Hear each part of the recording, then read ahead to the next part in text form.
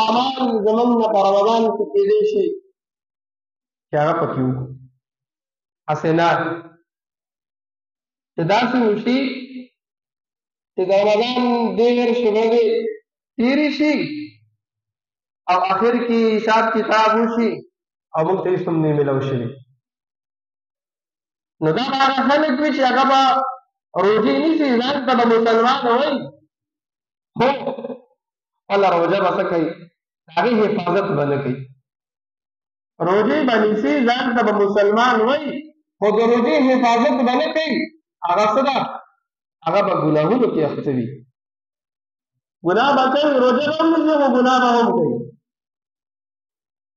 روژه به هم نیسي، ځان ته به مسلمان هم وایي، خو د دې سره سره به چې دل په غیبت کې هم لګیا به وي.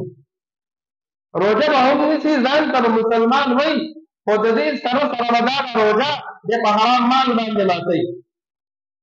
لکه څنګه چې رسول الله صلی الله علیه وسلم فرمایلي دي او فرمایي ډېر روژه نیونکي داسې دي چې سوا د لوږې پاتې کېدو نه دلته هېڅ میلاو نه شي.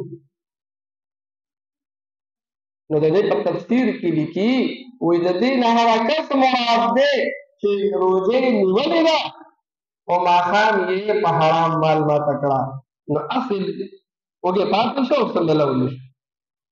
او دویمه رایه دا ده وایي چې ده روژې نیولې ده خو د روژې سره سره د ګناهونه کوي او د ګناهونو نه ځان نه ساتي، نو د ده مثال هماغه داسې شو چې لوږه کې پاتې شو څه ورته میلاو نه شو. نو که نور موږ ډېر کوشش وکړو، شیطان خو لګیا دی او موږ او تاسو باندې محنت کوي، زموږ اعمال ضایع کوي، موږ ته به یو کار د سره ګناه ښکاري نه او هغه به شیطان په موږ او تاسو باندې کوي چې دا دوی کوم اعمال کوي چې دا ولې څه شي دا ضایع شي.